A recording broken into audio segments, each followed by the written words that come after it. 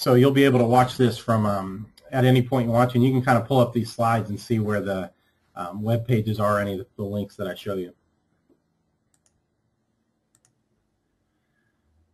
So, that's an example of a success, of a place that's had that down economy, but they found a nice tool for helping people out in the process and keeping the invasive species projects going even when times are down. So when I kind of looked at it and thought about all the different ways, I came up with a lot of stuff, okay? A lot of good information, I think, in terms of how we can prepare, or we can jump right into it right now and do some of the things that we're already doing, just maybe look at it in a different way. So there's 14 things here, and I promise I won't take all day on this, but I'm going to go through each of these separately.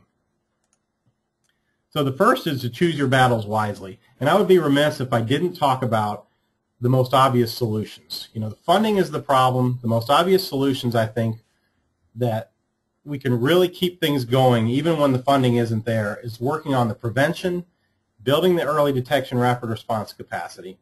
I think those are two of the primary ones. If you don't mention those, you're not on the right track. So let's start with that in terms of choosing your battles wisely. It is the slow funding solution. And there's a whole presentation you can get online to find that Randy Westbrooks is working on, and we have a couple others that are up there on prevention that will last for a while and get a lot more detail. But let's just touch on some of the obvious here.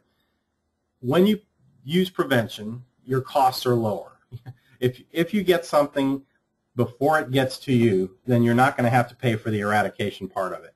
And generally speaking, when you're doing education and you're doing the other prevention techniques like, utilizing weed wash systems to prevent seeds from getting into a site, using weed-free forage, certifying soils and gravel, cleaning personal gear, doing all this stuff up front in the prevention mode, that's going to keep your costs down in the long run. Do simple things like taking the stilt grass off of your mower decks. Don't drive them around. Educate the people that are working for you. These are inexpensive ways to work on projects. If next year all of our funds are completely cut, they might not even mow the grasses, but let's say they still do. There's really easy ways to teach these guys now how to manage invasive species without really even having to spray one drop of chemical, and that's through the prevention. Talk about, your landscape professionals. Let's make sure they understand we don't want barberries. We don't want invasive species in our landscape. Very simple, very inexpensive way of doing this. Signage is out there. We see it all over the country now. So this process has already started, which is really good. You can see them on billboards about the pythons. You can see them online. You can see them in apps. They're everywhere you look now. You have good prevention tools that are out there. Well, these are things that we need to continue to build, but we don't have enough. We'll never have enough. If you go to the grocery store and you want to buy a soda, all the sodas are right in front of you. It's always there. You see the commercials on TV. You see them on your phone. You see them in magazines, in the newspaper. You see them everywhere you go. You see them on football stadiums. You see them at baseball games. You see them at concerts. It's because they're pushing and pushing and pushing their marketing tools, and that's basically creating the public awareness and education. Well, we need to do the same thing in our industry, and we've gotten a good start, but if we're going to really work through good and bad times, we're going to have more and more of this. It involves taking your local park systems, where hundreds of visitors walk through these trails each day, and making sure that the maintenance crew knows this dirt, this soil that they're moving, this rock that they're moving, probably has an invasive seed in there that shouldn't be moved to somewhere where it's just going to spread. Maybe it's the sand that they're putting in the trail. Let's do the inexpensive prevention measure by making sure these tools that we're using are weed-free. Here's a site out by Salt Lake City by Bear River Refuge in Utah.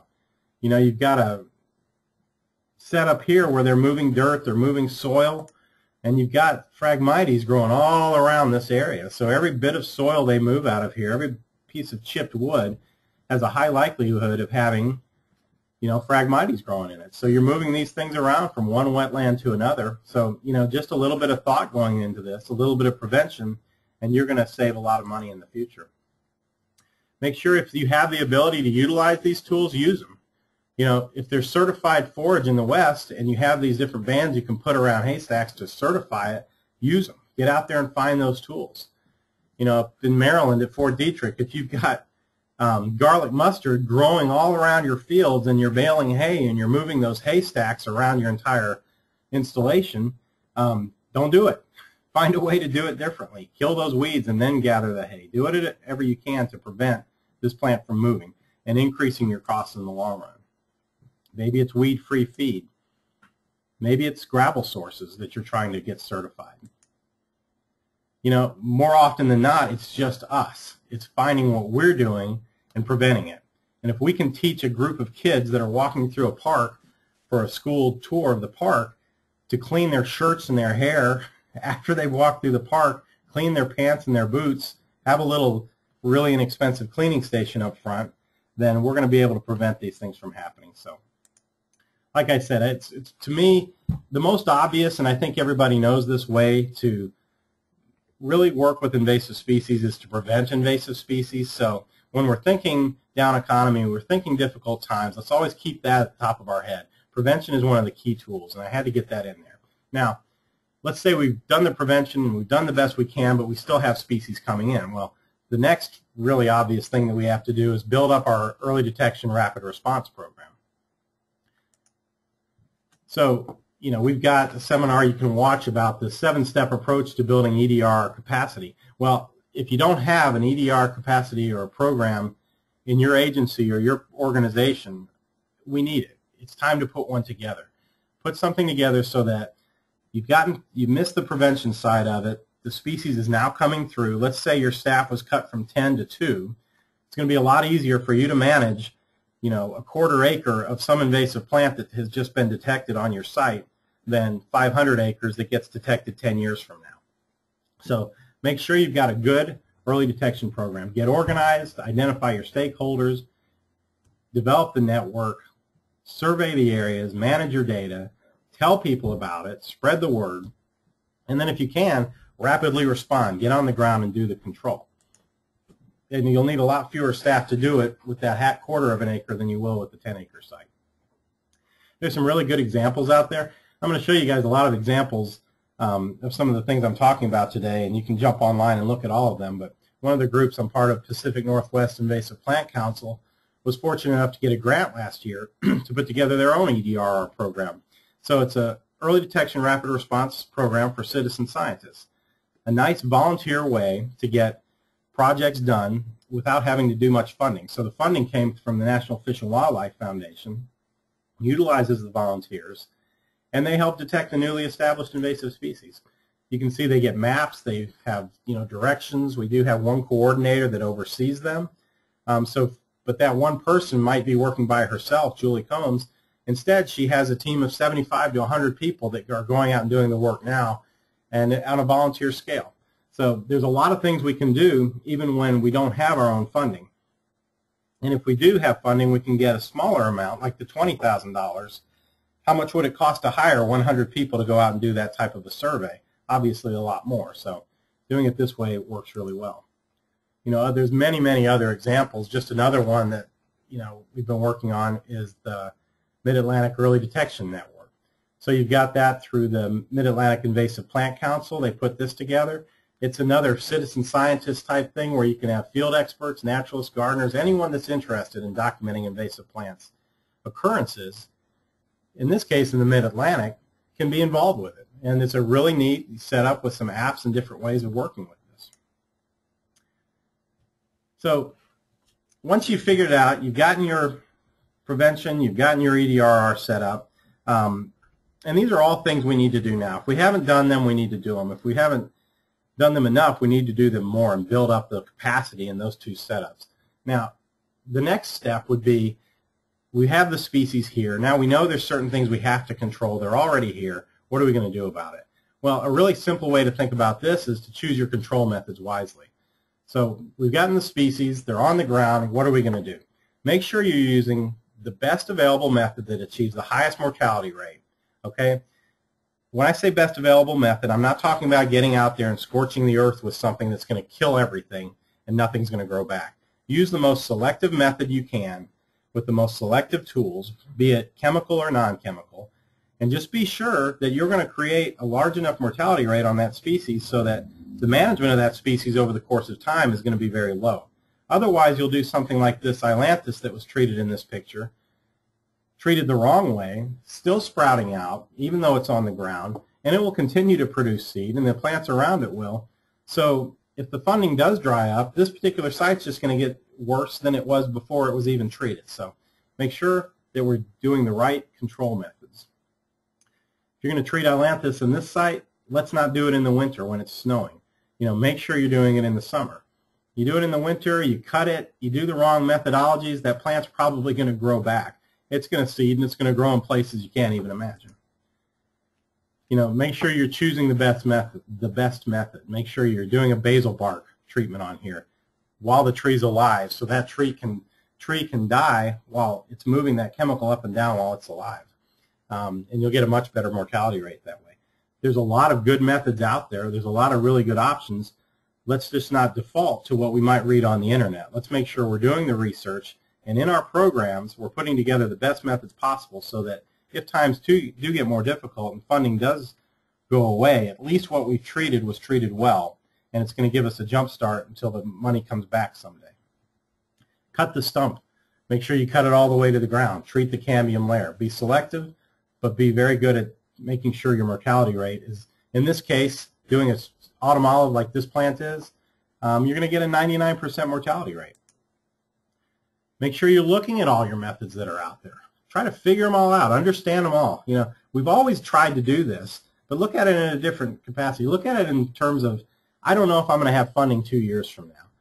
I think over the last 15 years, that's really the mentality we all should have had anyhow, because most people didn't know if they were going to have the funding to do this. But now we really need to think about it harder. Is harvesting what we need to do? Is it benthic barriers? What is it that we might need to do for aquatic control? Look at all the options that are there. Pick the best one, the most efficient one. And once you've figured this all out, make sure you're preparing the way for the next round of leaders.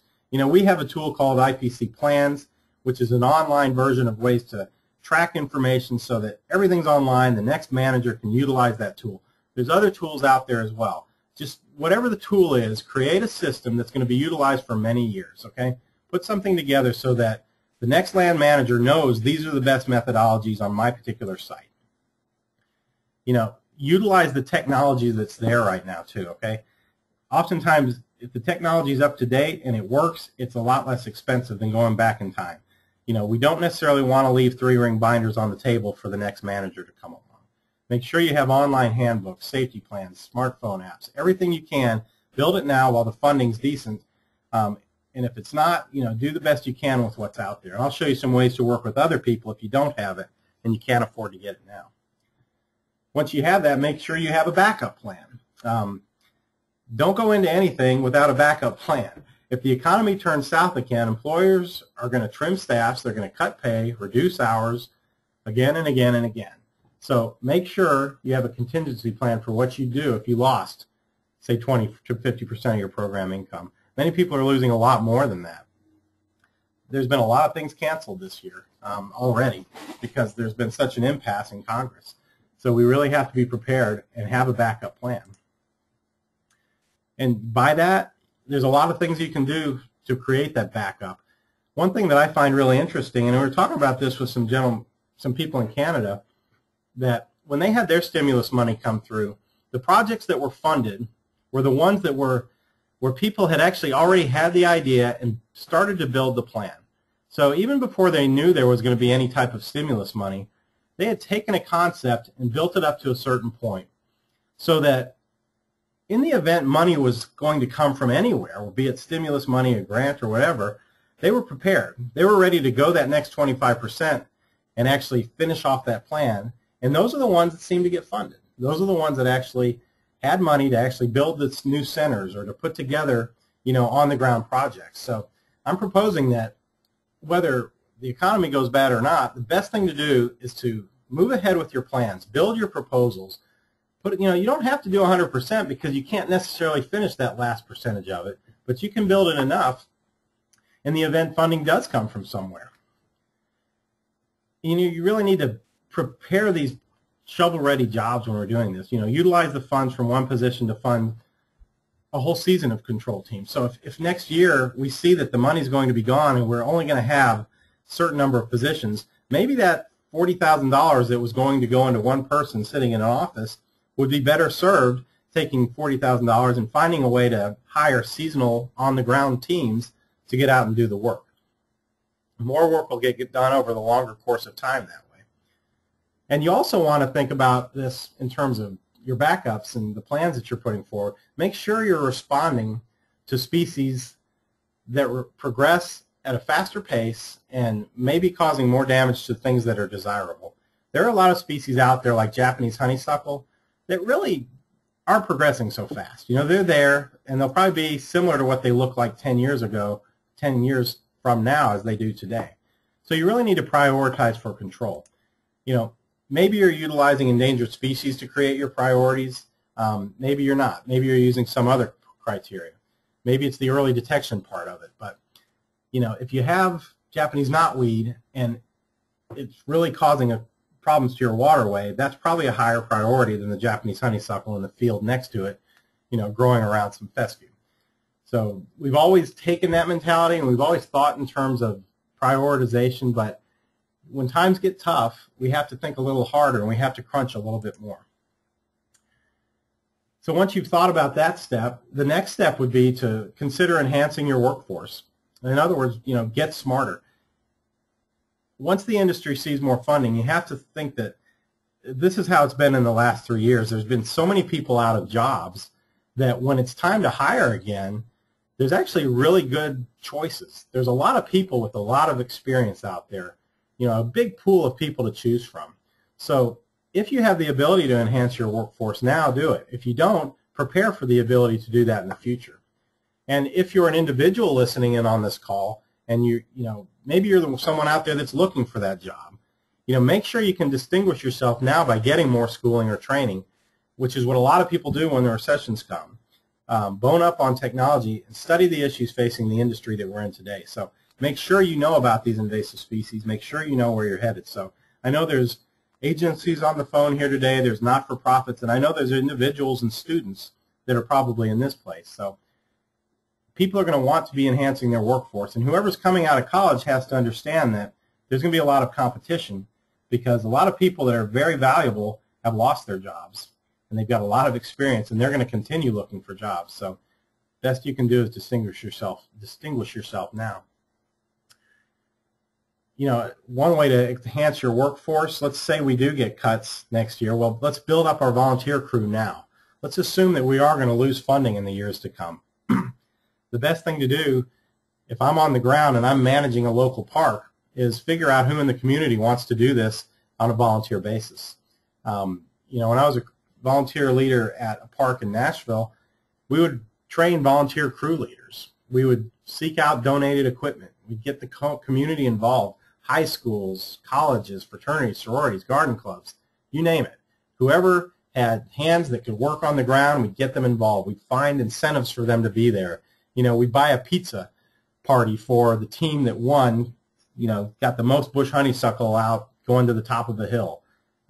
Whatever we could do, we tried to do it. We always had crew leaders trained too, and there's a lot of excellent people that have retired that work really well in these situations because they're out there looking for things to do and want to be involved in something that's beneficial. Well, they can certainly be good crew leaders for, you know, the younger generation. Utilize students as much as you can. If we know that our staff is going to be cut next year, let's go right to the student base, okay? Go to the colleges. Again, in a recession, more people tend to go back to school. And those people are looking for experience now that they're in school. So create partnerships with high schools, universities, community college. Create more internships. You know, put together seasonal internships, put together annual internships, put together paid internships, because the paid internships don't have to get paid as much as a full-time employee. And you can put together unpaid internships. You know, there's a lot of ways to make someone get the experience they need and still provide them benefits, and they actually do it on a volunteer basis as a student. So I know that's what I did when I was going through school. So consider utilizing students more often. When you're thinking about using these guys, just make sure you're choosing the right things to do with them, okay? The last thing you want to do when you build this volunteer corps to work for your park system over the next 5 years while the economy's down is stick them in the middle of a barberry patch and say, hey, why don't you hand pull this stuff? You know, make sure you're giving them the right species to pull or the right plants to work on so that you're not driving your volunteer force away. Make sure you're working on species where the seed bank might not just be so big that it's just going to keep growing back, and every time that volunteer group comes back, they just see the same species coming up the next season. You know, make sure they're able to treat something that they can actually use their hands for. Vinca minor is probably not a great idea for a volunteer crew unless they're, you know, maybe in the Northwest it works with English ivy where they do a lot of rolling and pulling of this stuff. But in many cases, when you're having to use a backpack sprayer or chemicals, something like lesser celandine, it's probably not the best for volunteers. You know, make sure they're doing something like stiltgrass where they can pull and bag it, you know, where the root system is really shallow. Make sure they're able to do something like cutting vines off of trees. You know, things that they're going to be able to really have a good effect, save the canopy, and doing it on a volunteer basis, you're not worried about the liabilities of chemicals and chainsaws and other tools. So when you build your volunteer corps and you're thinking about using them in the future, put them onto the plants that actually make sense. You know, euonymus, garlic mustard.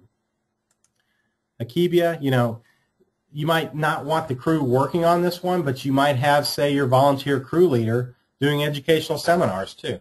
You know, you don't have to just have them out in the field pulling stuff off the ground. You can actually have them teaching too and doing that prevention we talked about by educating. So, you know, this is part of filling that prevention void, is creating the crew leaders of the future that are maybe the retired individuals or the students that are coming up through the ranks. So think about all the different ways you can use those guys.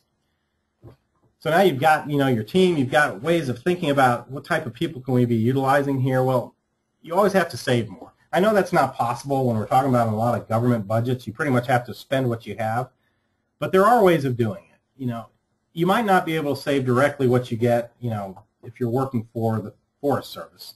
But I know that there's a lot of friends organizations and other groups that can do work for you that would be able to save some of that funding. We'll talk about that as we go. But, you know, like it says here, it might sound obvious, but we're not doing it. If you take some of the numbers, economists believe we should be saving 6% of their income after taxes if we really want to save and get somewhere.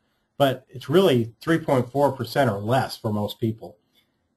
So take that kind of mentality that we have in this country and take it to our jobs. You know, we need to somehow take that away, enhance the funds that we have available. You know, it might not be utilizing some of these other groups that can hold the money and save it for future use, but it might be saving more by focusing on the local EDRR network. When we're planning, we can set aside funds for a 5-year project versus a 1-year project.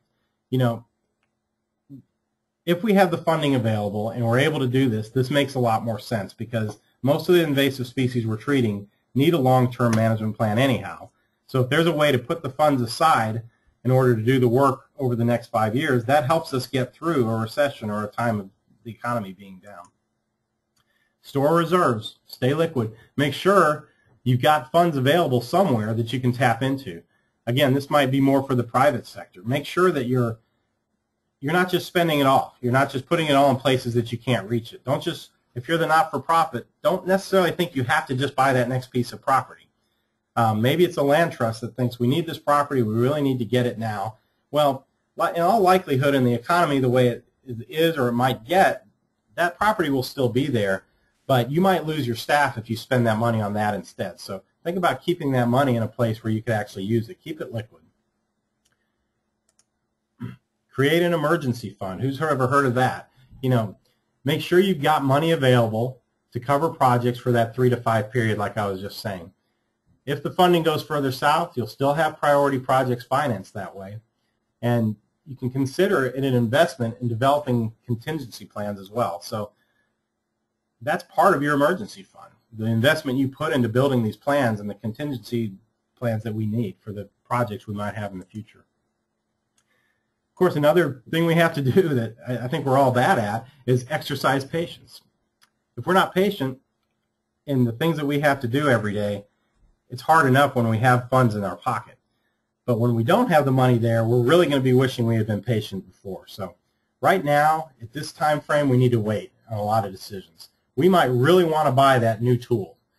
we've been looking at that $15,000 RTV with, $12,000 spray tank for 3 years. The money's sitting there now. Let's spend it. Let's get it, because it'll improve our efficiency and this, that, and the other. Well, there are times when we need to stop and wait and think, maybe not. Maybe that 20-some thousand dollars would be better used to actually get people on the ground doing the work. Weigh your options. Maybe it is more effective to get that tool, but on the other hand, maybe it's not, and then you need to really think about that. So you can make do with your old equipment if that's necessary. You've used it for years, keep using it, maintain it. You might be taking away someone's annual salary by buying that new piece of equipment. Something I think we all think about in today's environment with gas prices the way they are is just the cost of transportation. This is always going to go up. I've heard many people say, many economists say that don't be surprised if this gets up into the $10 per gallon range someday. And I'll say this, when that happens, it's more likely than not that our salaries are not going to double. In fact, they're probably going to be going down. So we really need to think about the cost of transportation. So if you're buying anything that's new equipment or anything like that, factor in the fuel prices into your decisions. And one way you can really think about doing this is to change the way you collaborate, change the way you travel. Already this year, I've had 2 really large invasive species meetings canceled due to the budget issues. These are meetings that, in one case, goes on every 3 years. There's a triennial meeting, so it was a big deal. A lot of money and a lot of planning went into that. But it's gone now, and they canceled it. Another one was coming up, and it was going to be another one that probably had 2,000 people that would show up to it. We need to change the way we collaborate. That all had to do with funds. It all had to do with money. One way to do that, which I think we're experiencing today and a lot of us have been working on, is to do these online meetings. I'll say this. I've never been a fan of these over the years. They drive me crazy. It's hard for me to sit here knowing there's 50 people out there. I can't see your face. I can't communicate with you other than talking to a computer screen. But the more you do it, the more you get used to it, and the more you realize it's really valuable. We had a talk last week. A gentleman from Hawaii talked about herbicide ballistic technology. There were 32 people there, 19 different states represented, and 4 different countries. Okay, and all they had to do is pick up the phone or get on their computer, dial in, and listen in and get that talk. I know there's a lot of value to going to a meeting, interacting with people, and doing it that way, and I'm not saying we need to get rid of all these things, but I do think we need to kind of scale down the meetings we have to the point where a lot of this stuff can be online. We can save a lot of funds that way. And then someday in the future, when things get better, then we'll be able to have more of the in-person meetings. But this is a good way to collaborate. A lot of choices out there. I just pulled up a few of them. I mean, there's probably 50 different online conferencing tools. We're using GoToWebinar right now. We're switching to Adobe Connect this week. There's some more advantages to that, but they're all really good. Life Size, Defense has its own Connect online, GatherPlace, freeconferencecall.com. Take a look. Host a meeting like that. Just give it a try. And it's hard at first. It's kind of annoying at first, but eventually you get used to it. Some of the other tools to think about in terms of saving money, and you don't have to stop collaborating with people across the country. That's one of our biggest advantages in this field over the years, is understanding what people in Florida are doing and why it works, or understand why the people in California are having success. Why is the weed-free seed working in the West, but it doesn't work in the East? What can we do there? Well, we don't have to stop collaborating. Let's just use these online tools if we don't have the funds to go out there. GoToWebinar is as easy as logging in. I mean, you go to the web page, you have your account. In this case, it costs about $1,000 a year. And some of the other ones cost more, some of them less, but it allows you to host unlimited meetings over the course of time, record everything, a lot of really good advantages. You log in, you can see the different meetings you have, you can see the people that have registered, you can do whatever you need to there. So consider that in terms of how you can save funds as you go through time as well. Even when the economy is good, that should still be a way that we're doing things and saving our resources.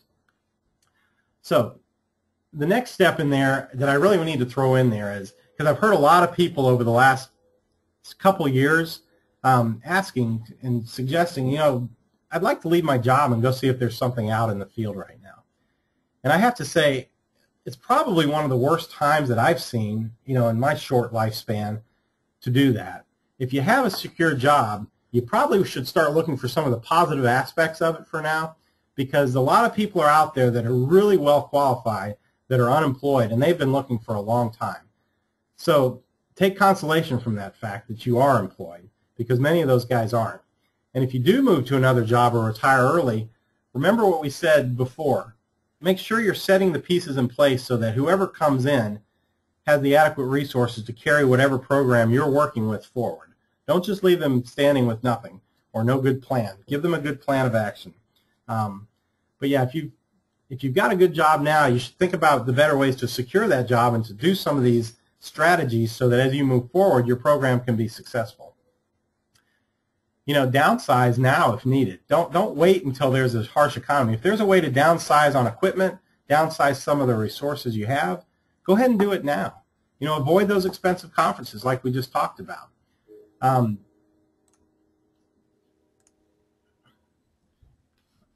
Avoid debt if at all possible. If you're a not-for-profit and you need a new building because you just don't like the old one, might not be a good time to do that. Avoid the debt. Don't go out and do it right now. So downsizing is a good idea. If you're thinking about doing anything big, think small. Maybe instead of getting that new office space right now, try to think of another way. There might be a way of getting the new office space, which I'll show you later, that doesn't involve any type of funding. It might have another way to do partnerships to get the things you need. Some of us work for the government, some of us don't, but we know we can't really count on the government for funding right now. How long has it been since we've had a balanced budget? How long has it been since we've had a budget in general? We know that the federal coffers are tapped out. State and local governments are having a hard time right now. So, there's exceptions, but for the most part, that's where we stand. So, we're going to have to go out and figure this out for ourselves for the most part. And one way to do that is to cultivate the partnerships that we know are out there. And there's a lot of really good advances in partnerships in this field over the last few years. But think about it harder. Think about it better. Now's the time to do it. If you sat back and thought, that's neat that they're doing a SISMA over there, but you're not involved with it, maybe it's time to get involved with it. Do these things now while you do have some funding in place, because it might save your whole program as you move forward if the economy does go down further.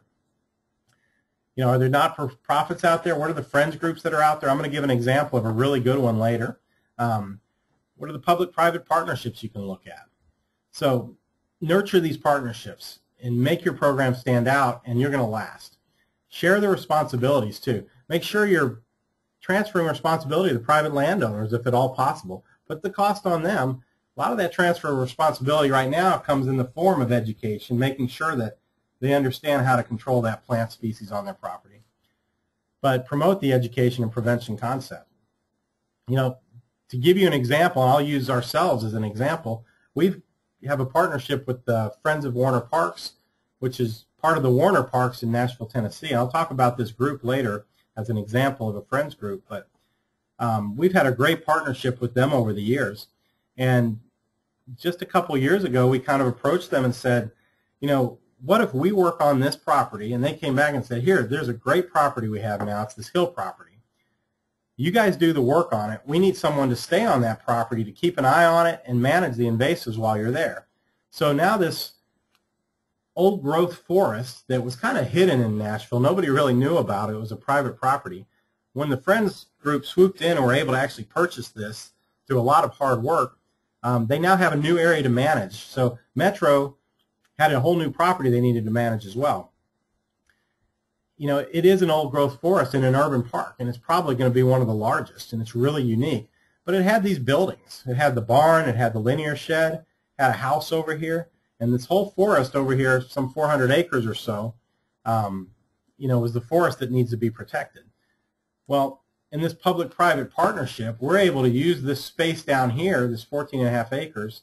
We'll be housed here now. We're going to actually do what I said earlier. We're going to move our offices during a slow time. But we started this 2 years ago knowing that we're not going to change the cost of what we're doing.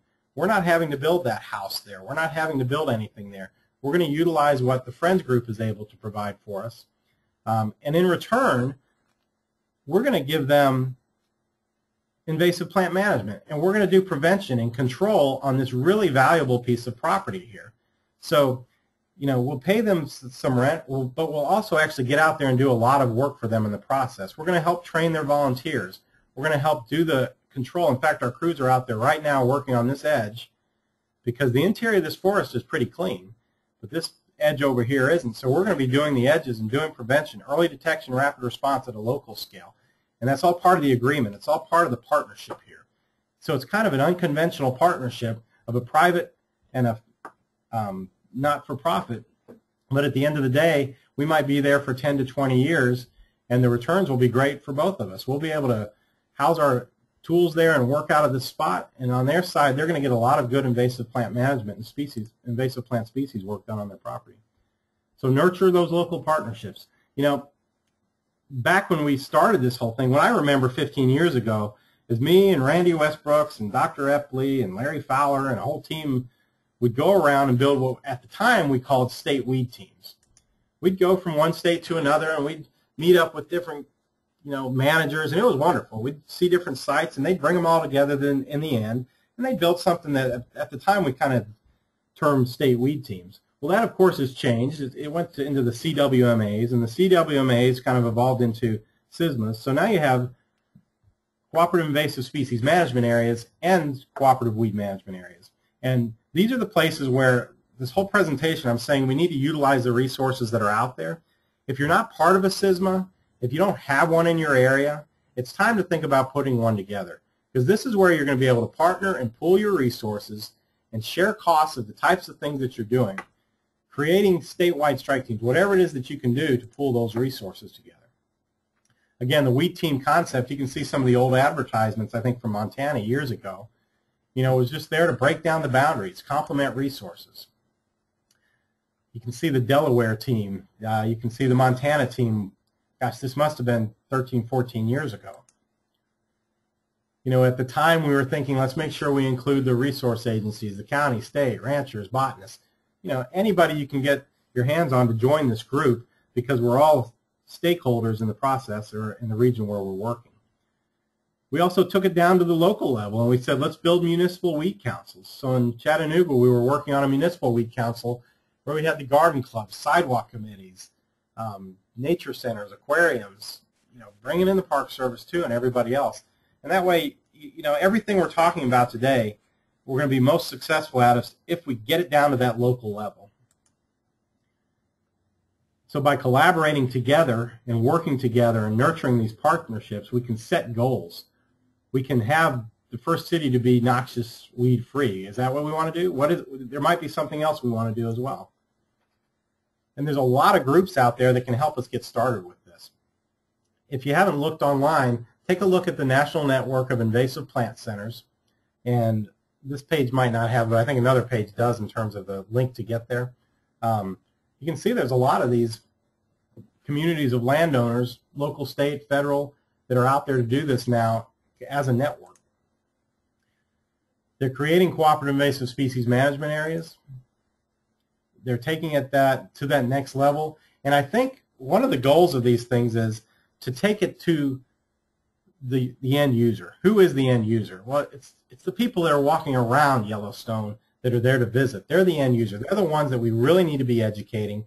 They're the ones that if we can reach now, if the economy goes south, if they know what the issue is and they go home, they might actually do something about it on their own property. So we don't necessarily have to have funding to do that for them. They might have their own. So SISMAs can talk to our professional land managers, but they can also talk to our local landowners and our local homeowners. We need to think about everyone we can to put in these things. So there's all kinds of examples out there. So I'm not just going to leave you there and say, build a SISMA. It's easy. I don't think it's easy because there's a lot of people you have to put together. But there's a lot of really good examples. And Bugwood and EdMaps and those guys have put together a lot of good things. I just pulled this one off the internet from Florida. SISMAs that are working in Florida. You can see the examples that they give. They expand efforts across the landscape. They form partnerships of federal, state, and local government agencies. And they address all the things. If you go back to one of those first slides I showed you that I said, We need to be sure if the economy goes south that we need to be addressing prevention, education, on-the-ground control, monitoring, integrated pest management. That's what SISMAs are for. They allow you to bring in all those core competencies into one group. You can look at this distribution map that was online of the SISMAs and CWAs, WMAs right now. You can see there's a lot of them. You can see the Kogon grass one. You can see the blue represents different SISMAs and CWMAs. So I don't know that there's one per county of the Kogon grass. I think that's actually one big one. But there's not enough. Let's just put it that way. If we're in Tennessee or we're in Texas, there need to be more representations of partnerships through cooperative invasive species management areas. And you can do that easily. You can go to invasives.org/SISMAs, and again, this will all be recorded and online, and just look at it. There's a CWMA cookbook. There's a recipe for success. How do you build a cooperative weed management area? It's all right here. There's a SISMA website cookbook. They actually teach you how to build your SISMA website. So not just the organization tools on how to put one of these groups together, but you can actually build your website and do some of the marketing and pushing of this group through some of the tools that are already out there. In other words, don't reinvent the wheel. But these are the types of groups that when we bring all these people together, then when times get tough, we're able to pool resources and maybe keep things going that otherwise might have been shut down. If you have Arnold Air Force Base on one side and you have the TWRA on the other side, but TWRA utilizes some of Arnold's property for hunting or whatever other purposes, if you bring in all the partners that are similar in that region, and let's just say Arnold loses all their invasives funding, but TWRA continues to get some, there's a chance that that group could then put their money into Arnold in some way to help them continue to manage their properties. So if their budget goes away for a few years, they're actually still getting some invasive species work done. So you have to really consider these SISMAs as valuable. And then again, I've mentioned friends organizations earlier. There's a lot of groups out there. There's the National Network of Invasive Plant Centers. There's the Center for Invasive Species Management, a really good one if you haven't seen it. Again, all the links are at the bottom of these pages. And they all do something different. They do a lot of the same, but they do something different. They might be in a different region, a different state. They might have more of a focus on one thing or another.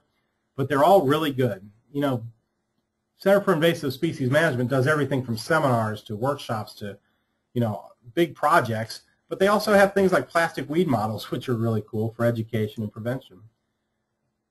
Midwest Invasive Plant Network has a really nice smart tool. Take a look at their webpage. These are all tools that are going to be out there and available, and if we start partnering with these groups now, we'll have those resources in the future.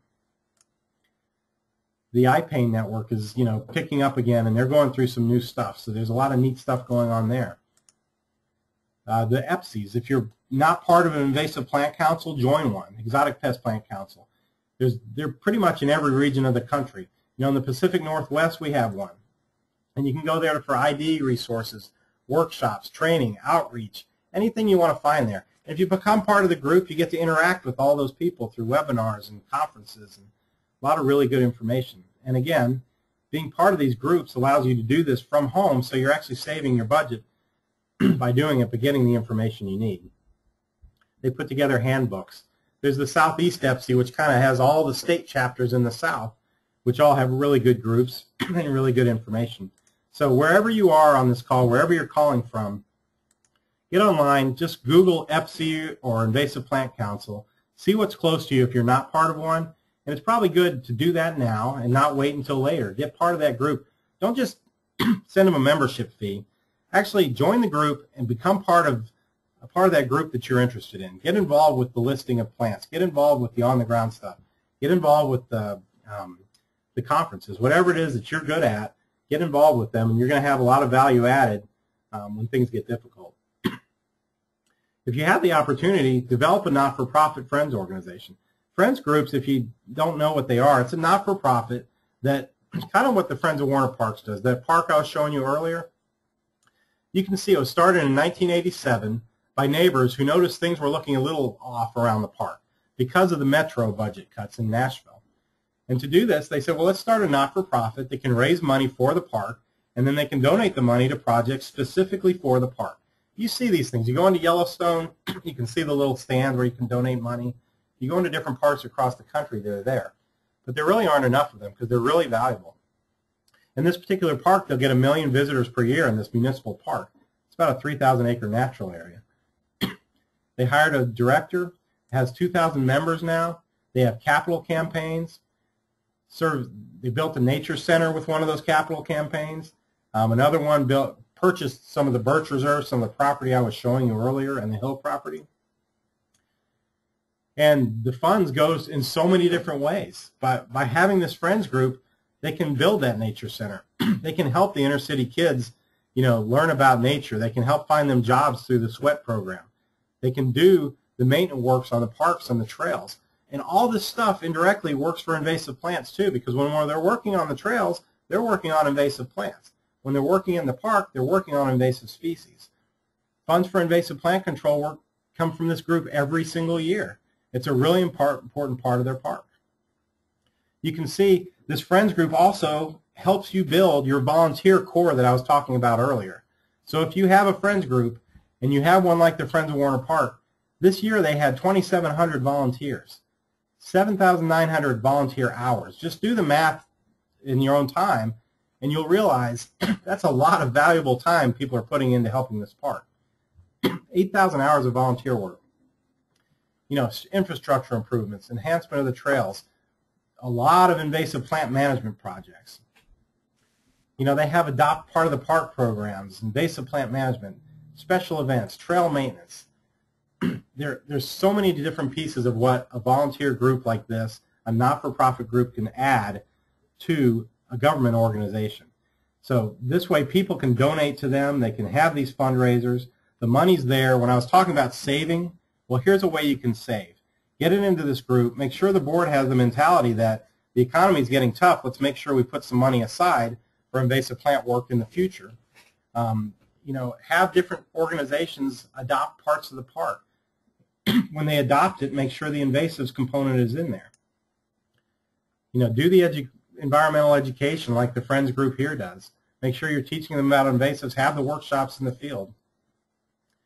Do the on-the-ground work. So many people are out there so often doing on-the-ground work with weed wrenches or mattocks or whatever the tool is. And you just know that even when times are tough, these people are still out there doing the work. Maybe not in the huge numbers, but the volunteers are there. And they're pulling the jet bead, or they're pulling the bush honeysuckle or the privet. And they do general maintenance of the park.